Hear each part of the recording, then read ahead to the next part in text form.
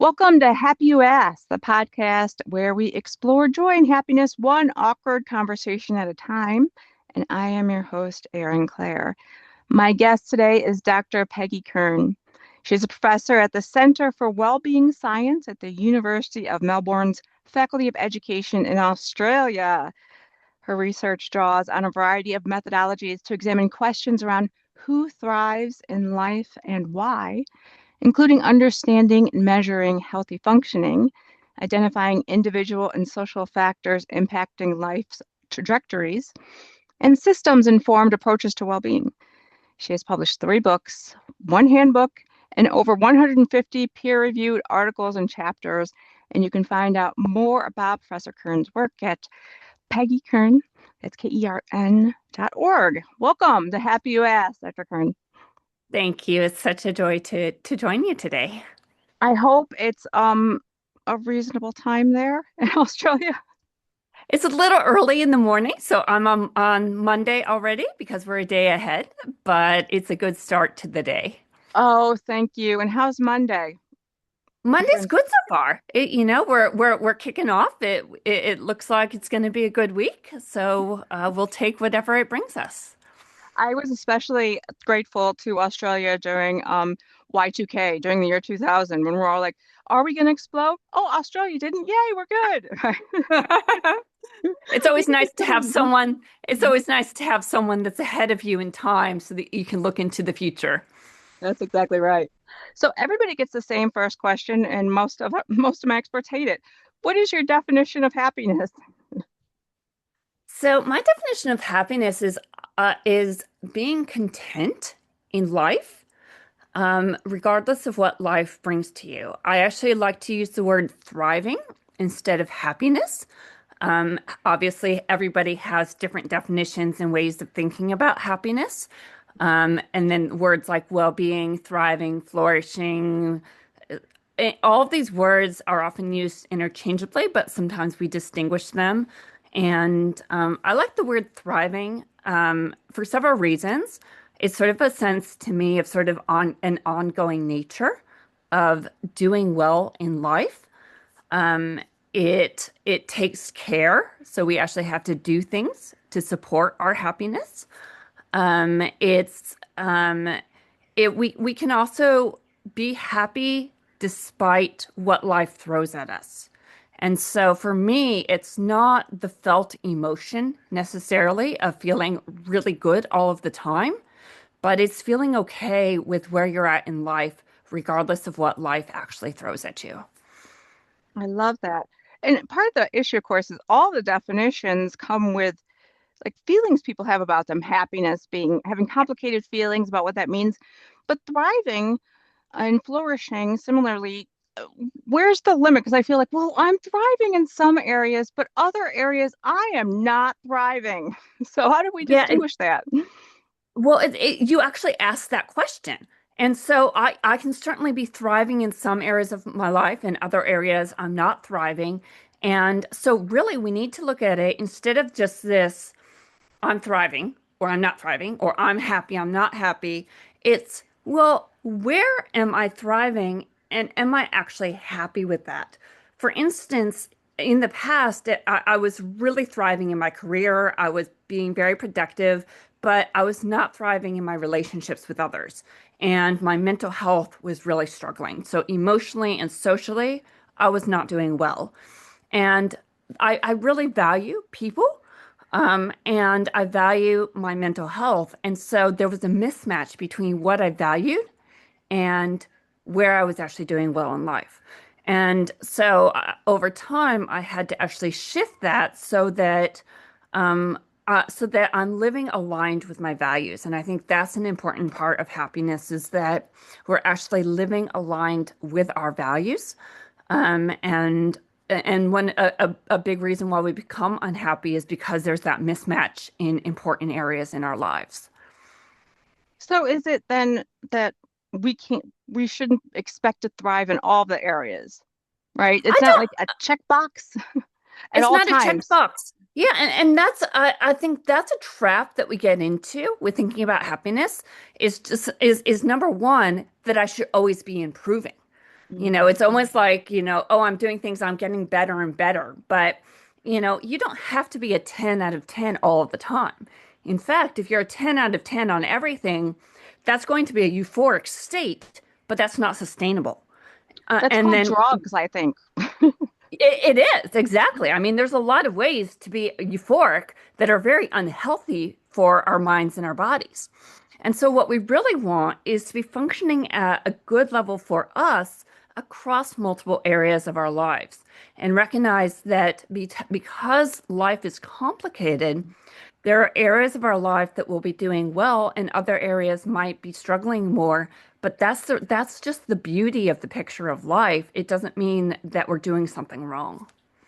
I like that because it gives us the freedom to not be perfect in all the areas because that's not That's really exactly it. possible. Yeah. That's exactly it. And we don't always have to be, there's that sort of uh mirage of always seeking more and always improving. And there's a lot of pressure in our society to be happy, whatever that means to people. But then, life happens. And how am I supposed to be happy as life is happening? But if I have these different areas of my life that are functioning well, then I can still weather the storms that life throws at me. Had, has this definition changed for you over time? I mean, what it used to be and what So shifted it? So it's been very fascinating, my journey with happiness. When I was a graduate student, I was in a lab where we actually focused on longevity. And so we were looking at how long people live and the how well they live. And there was another lab that was focused on happiness. This was Sonia Lyubomirsky's work. I sort of thought of happiness as sort of like they're the super optimistic people that are just sort of always smiling, and they drive me crazy because I'm someone who's not very, I tend towards the pessimism side. As a set point, I'm not just sort of like, whoo, extroverted and happy. Um, that was my image of what happy was. And it felt like a sort of something that I couldn't actually achieve. I struggle a lot with mental illness. And that's part of my story is struggles with severe mental illness. And so that sense of sort of this overpowering extroverted optimism seemed out of reach for me.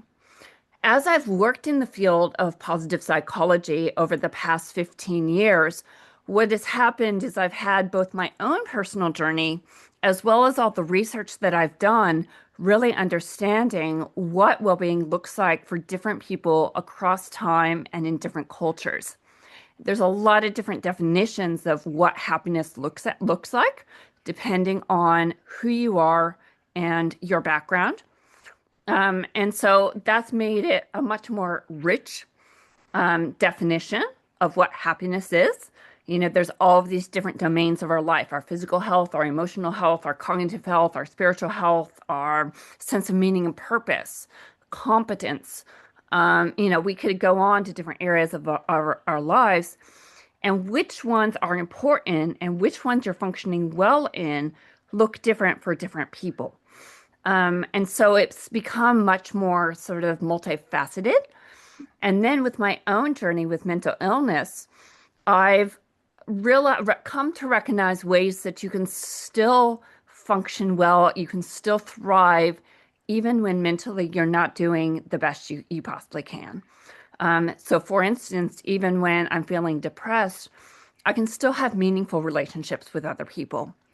I'm still doing actions that's taking care of my physical and mental health. And so those are ways that I'm actually still, even though I don't have that feeling of happiness, I have that sense that I'm content with life and I'm doing okay. So it's become much more multifaceted. It's brought in the sense of struggle as a part of life and instead of something that we need to sort of like fight against, actually we can come to accept it. And from that point of acceptance, we can actually move towards a greater sense of happiness or well-being. Peggy Kern, you just spoke my soul. I know that a similar story so well. Oh my goodness.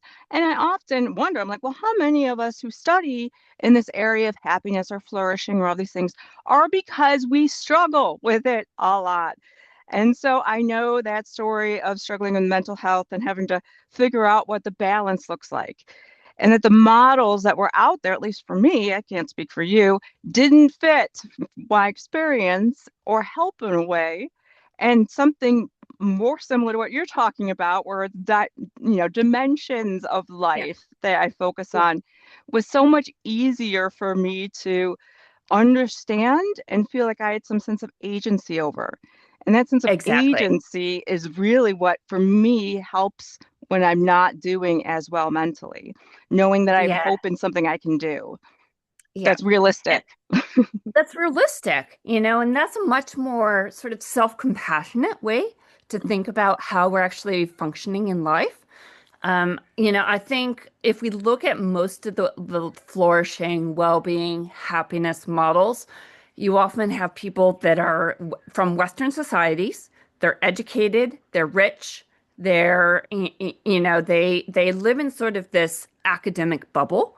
And this is not to criticize any of my amazing colleagues that are in the field and everything like that, but I think there's a lot of us out there that have really struggled with mental illness and do really have to wrestle with this question of what can happiness look like if I'm not actually feeling that sort of that sort of like image that I get from these models that happiness is just sort of like this great euphoric state or something like that. Glitter everywhere. Woo, right? Yeah, exactly. I mean, an interesting question that I've gotten a lot is, um, or or or or a perception that people have is, I work in a Wellbeing Science Center. Before this, I was at the University of Pennsylvania working in the Center for Positive Psychology, working with Seligman and Angela Duckworth, so key leaders in the field. And people are like, "Oh, you study well-being. You must be like happy all the time." And it would just be like, yeah, it's like it's sunshine and rainbows all the time working in the field of well-being. But I've actually really struggled a lot. And so I've had to really wrestle with that sense of I'm studying this sort of really positive state, perhaps because I don't experience it as much. But um, but I'm not feeling that sense of happiness. And so I've had to really wrestle with that. And I think one place I've really landed on that is that there are a lot of people in the well-being field who do struggle. But there's a lot of stigma around that struggle. So there's almost a sense of we have to look like we're doing well, even when we're not. And so I feel that part of my role is actually breaking down some of that stigma, and actually saying, what does this look like when you're not just in that euphoric state all of the time? Same. I mean, we're on that fight together. I feel Yeah. Yeah. similarly because otherwise, the alternative of that is feeling like, oh, I'm a sham or something, like Yeah. I'm an Yeah. imposter, which is silly because the project of studying what we do in this area is not to everybody have a euphoric state, but to understand how to survive being human in a way where you Yeah. can thrive and not feel a mess all the time, right? And Right. so and there's that's a system, right? Like you use It's a a system. system to make that Yeah. happen. Now, you were Yeah. talking about studying different dimensions and different cultures of Yeah. well-being. Australia, you've studied in Australia and India and Chile and Russia. And what have you found that made you see we have to study different components differently? Well, the biggest way I found that is that I just ask people directly, what is well-being to you? And it's really fascinating because people will name dimensions that very much align with the models. But then different categories come out for people from different cultures. So from like places like China, or like South America, you get more collectivist cultures. And so the relational aspects are coming out more. The sense of an interesting one is sort of like I mean, from the Eastern cultures, you get sort of that yin yang. It's sort of like it comes and goes. Um, so it's much more of this continuing journey that you're actually Mm, going on. Spirituality is one that comes up quite a bit when you ask people, which is different from religiosity. So there's a distinction I found between sort of being religious and being spiritual. And what we see in the well-being, my well-being studies is much more that spiritual side that really comes out.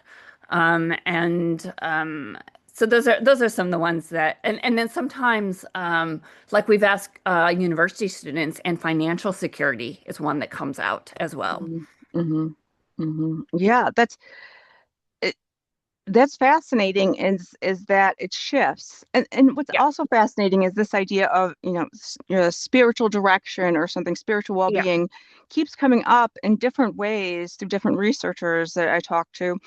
That they're like, in the end, what matters is one of the components that's very important is that you have a sense of something bigger than yourself that's in exactly, control, and it can be exactly, put in X. All that matters is that there's that that's right. larger and you're within that context, and that those who sort of seek that ultimately do have more sense of calm, because Yeah, there it's not that in our really does hands. seem it really does seem to come out that whether you call it God, a higher power, the universe, it doesn't matter what you call it. The key is that there's the whole world does not revolve around me. Yeah. And without that sense of a higher power or something beyond me, we become very small in our view of things, or we become very self-centered. And that's a dangerous place to be, because the world does not actually revolve around me or revolve around you. It's actually a collective. There's a world around us that we live in.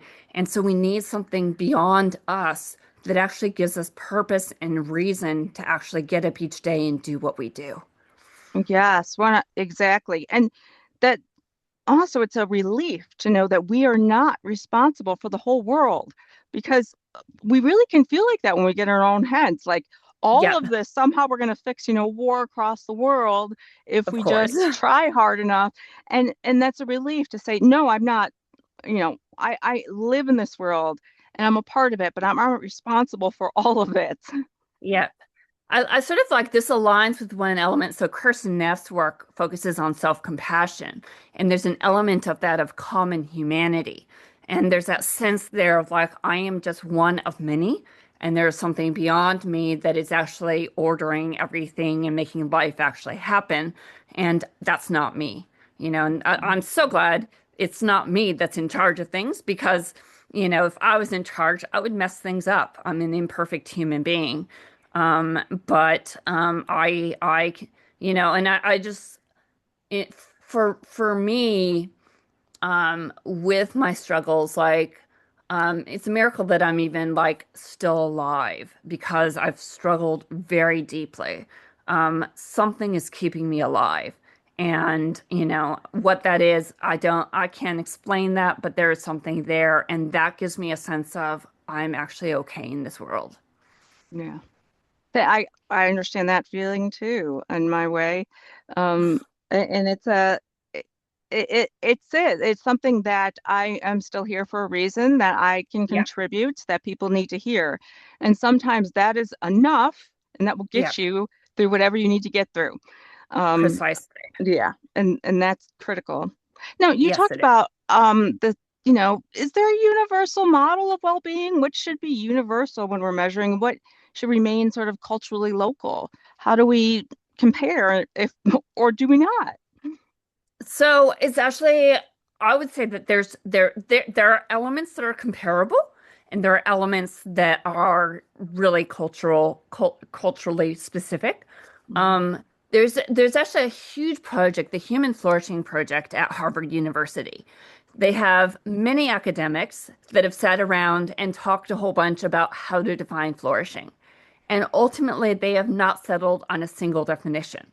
So, from my perspective, if like very smart people come together and they cannot actually agree on a universal definition of happiness or flourishing, then that leaves room for a lot of other different definitions. It does seem to be things like relationships is a very Mhm. important, having that sense of meaning or purpose or some or connection to something beyond me. Physical health, because we struggle if our physical health is not well. And then that emotional well-being, however that's defined, those tend to be common areas that show up across cultures. Um, and so I think, if we're thinking about, we want to measure, if we want to measure flourishing, for instance, we might have certain questions that we would ask everyone, but then we would want other questions that are specific to the culture that we're actually working with.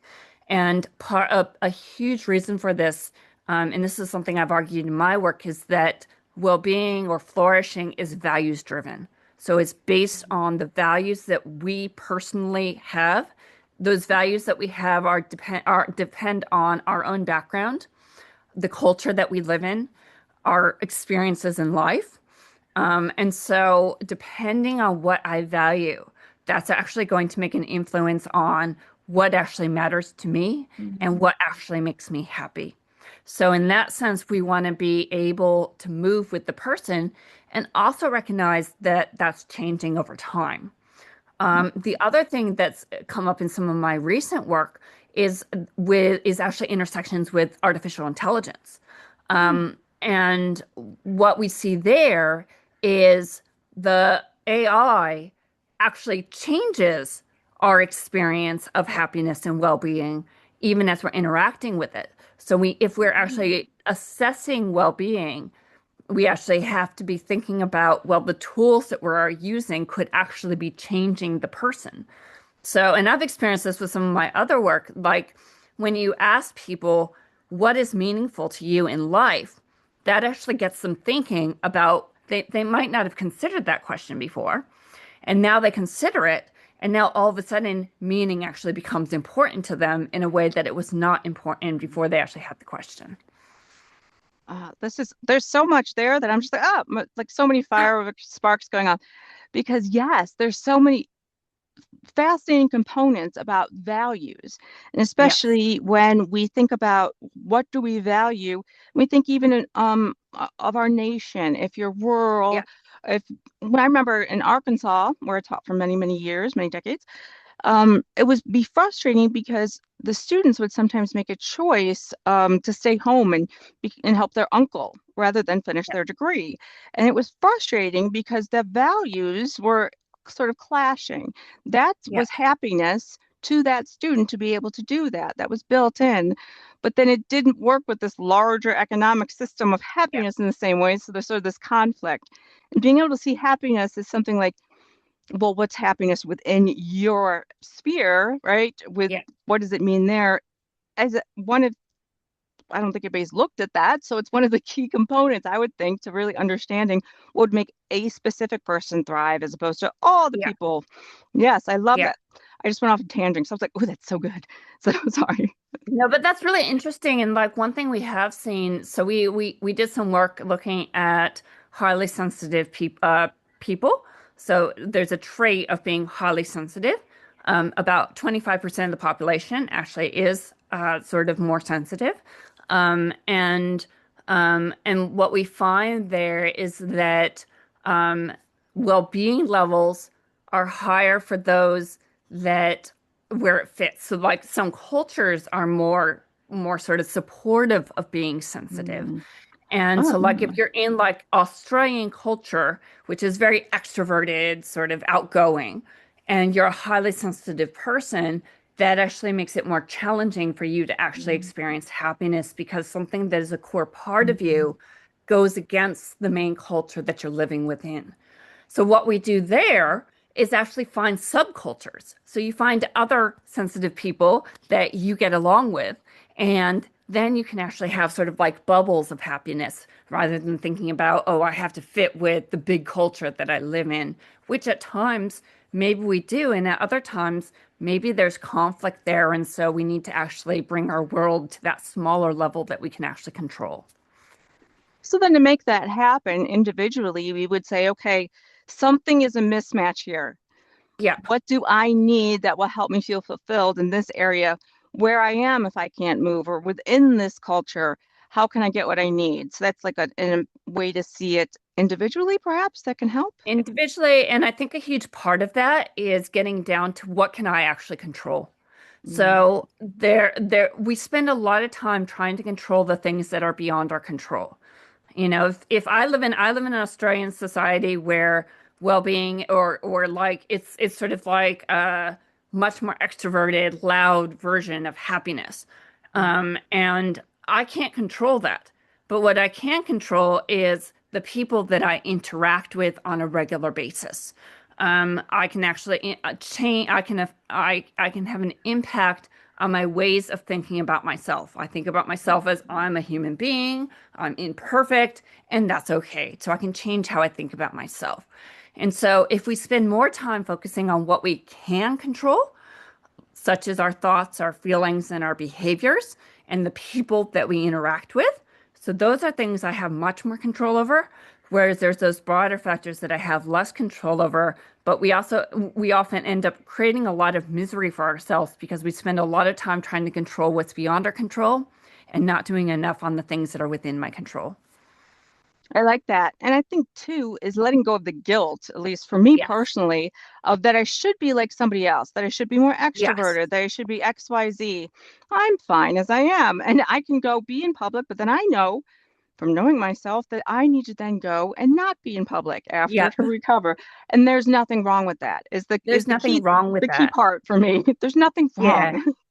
Yeah, and Just knowing yourself. that goes back to self-compassion. It's saying I'm a human being, I have my own needs, and I need to actually like respect those needs. And I'm going to be best if I actually respect the needs that I actually have. Yes. Now, you've warned that positive psychology, that you've obviously studied a ton, can create like exaggerated expectations or unintended harms. And Yeah. where do these harms enter? Can you talk about that a little bit? Yeah, so one harm that I've seen is creating that expectation that you should feel happy all the time. Where I've seen this is so I've done a lot of work with positive education, so working in schools. And so what we've had in Australia is we've had different schools that are positive education schools or well-being schools. And so they've done a whole bunch of like they have sessions on positive psychology. They measure the well-being of the students and they do all sorts of activities to make an environment that is supportive that will create happiness essentially. But you have adolescent students who are going through, the trials of adolescent years, which are hard years. Oh, And awful. I'd never want but to do it again. the message is they're supposed to be happy. And this can Mm, actually create harm because they're like, I have all these tools, I'm supposed to be happy, but I'm not. I'm struggling to fit in. I'm struggling, with anything, just the little things that are big deals to our young people. And then they feel bad about themselves, but then they can't talk to people about I don't feel good because then that's going against the culture of the school. yeah. And so then it becomes a hidden, and that's where you can get things like self-harm, eating disorders, and other sort of like behaviors that are really under, so they're very unhappy. So it can actually cause harm to have these expectations that they actually have to be happy. So that's one area of harm. Another area of harm I would say is the is a lot of the well-being work has focused on weird culture, so Western, educated, industrialized, rich, democratic, which then impose their model of happiness, flourishing, well-being on other people. And then that's actually, it's almost like a judgment thing of like, oh, you're not happy.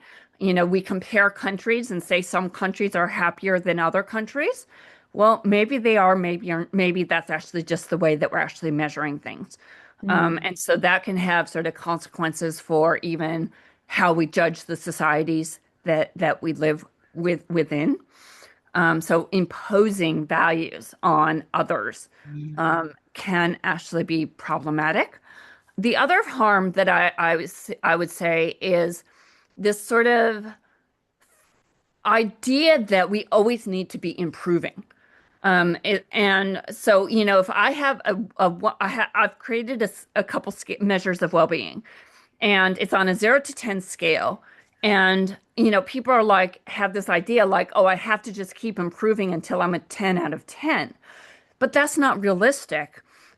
Really, if you're doing a 7 or 8, you're doing really well. And the goal is to just maintain that level of functioning. But there's that underlying message that we have that we're always supposed to be improving and getting better. That's sort of like the mentality that we get from the westernized countries is like, oh, we always have to be getting better.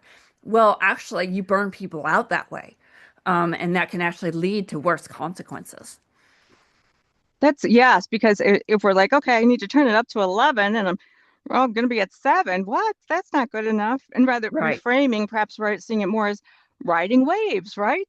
They come, they Exactly. go. We go back and forth, and there's not like a goal, a mountain peak, and then we just look out into the valley. And And then now, if things go wrong at that point, life happens. Someone dies that you care about. You get sick. Anything can go wrong. And then there's this message that you're supposed to be happy. Well, no, actually, when life happens, you actually, if you probably should feel sad. That's a normal response to the challenges that life brings. And that doesn't mean that there's anything wrong with you, but we get messages in society that, oh, you should just be able to, turn around and just think yourself into being happy. so that's fascinating about the school, that the idea that let's just teach positive actually has this backlash to it. Yep. And instead, it seems like then I would imagine the goal would be more let's learn how to deal with emotions and feel them Right. and process them. Right. Is that more of the structure we should be working That's towards? that's exactly what we should be working towards is so we should be giving skills to manage emotionally so that when challenges come, you can actually ride the waves.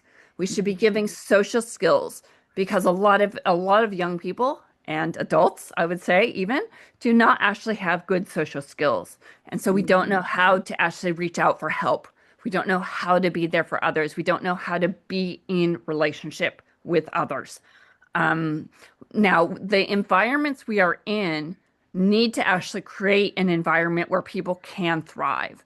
So if you're in an unhealthy environment, like a job, like a hazard, a job that is completely undermining your psychological safety and well-being, if you're in a school where everything is focused on just getting grades, getting grades, getting grades, and we're not thinking about anything else, um, there's all sorts of ways we can create unhealthy environments for people that um, if you're in charge, if you're a leader in such an environment, you need to do what you can to make an environment where the people within can actually do well. But within that, we need to be giving people the skills so that they can actually feel and function well within the environment that they're in, despite the highs and lows that life inevitably brings.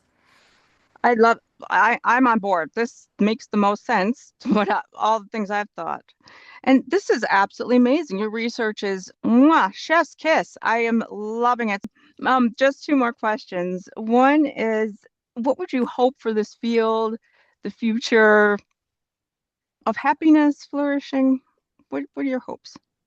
Well, my hope is actually so with my colleague, we've just written a book that's going to be published later this year, actually bringing together acceptance and commitment therapy, dialectical behavior therapy, and flow theory to talk about Oh, how you actually thrive in life despite the highs and lows that life inevitably brings. mm, That's my actual hope for for this whole area is that we learn the skills so that we can actually the skills and mindsets really so mm. that we can feel and function well in life even as life brings the up and downs that it inevitably brings.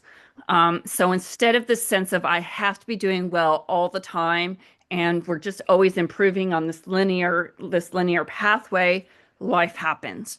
And how do I actually manage life when when things go off course so that I don't become completely overwhelmed and really struggle, end up in that place of, with my struggles with mental illness, I would love if others did not have to end up there. If we could actually give them tools, give them environments and everything so that they can actually weather the storms of life without experiencing mental illness or not going into severe mental illness. So maybe it's just a Mm-hmm. bit of depression and anxiety that they can recover from. The other thing I would hope for the field, really, and this goes along with my work, is to have that more systems informed view. So we're really thinking about the person within the context that they're actually living and existing within. And so really thinking about the complexity that that brings, but also the opportunities to create yet unimagined futures for me, for you, and for every person. Well, I can tell you that I am so grateful that you and your colleague wrote this book because the logic of it comes from a place of a person who truly understands it. Yeah. And that doesn't happen very much. Not for anybody's fault, but just their own Right. experience was different. And so I Yeah. want to thank you for using your experience and what you've struggled with to really help, to really help. That's what matters. That's why I do this. Yeah. And um, thank you for that. Thank you for that work. It matters a lot.